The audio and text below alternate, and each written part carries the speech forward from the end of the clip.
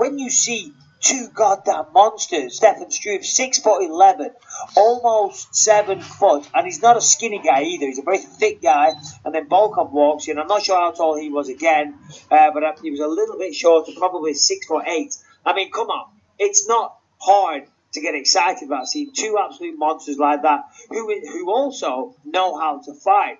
Not just two big, aggressive meatheads from the pub that are just going to swing like crazy. These guys know how to fight. Yeah, I'm looking at the UFC top 10 heavyweights. Stipe Miocic champion, Alistair Overeem, Fabricio Werdum, Cain Velasquez, Francis, how do you say his last name? Ngannou.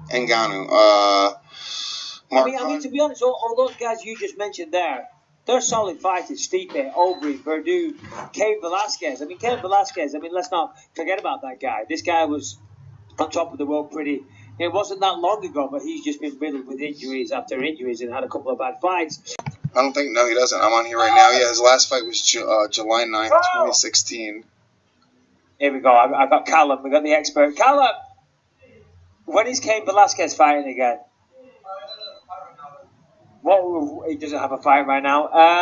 And why hasn't he been fighting?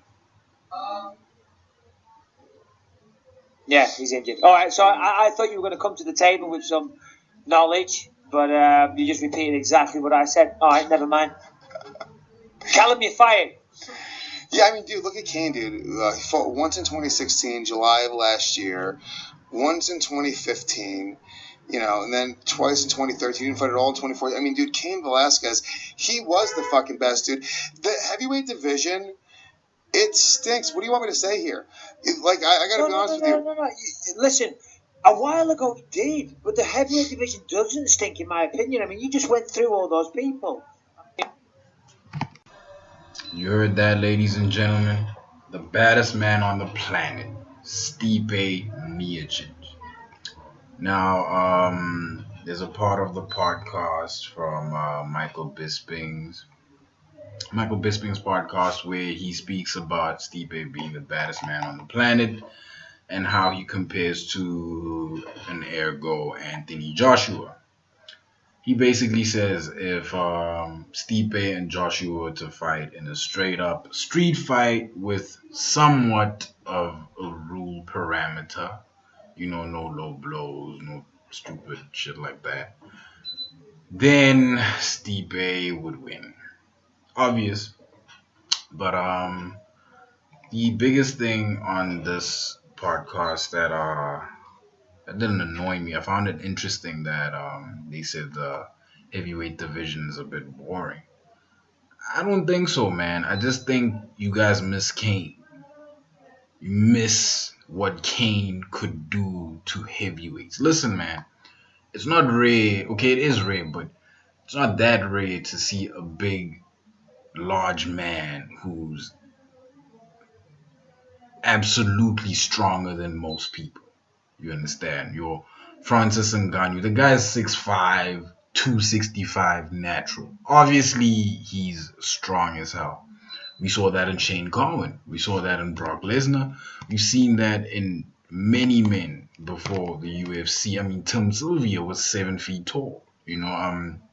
Stefan Struve.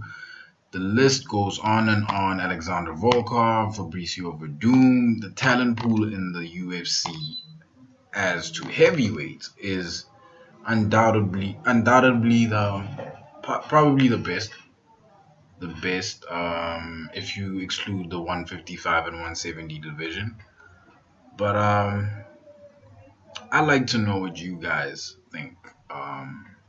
Who would you want to see aside from the upcoming fight, your DCs versus Stipe? Who would you want to see, whether be it in MMA or outside of MMA? Who would you like to see fight Stipe Miocic? My pick for that, honestly, I would love to see Stipe fight Tyrone Spong. I don't know why, man, but I'm a huge fan of Tyrone. I just started watching kickboxing and all of that, but I'm a fan of Tyrone already. I really hope that he makes it to the UFC before his prime. But he's in his prime now. But like, I really hope he makes it before Stipe leaves. That's a hell of a fight. Let me know what you guys think. Like, comment, subscribe, and I'm out.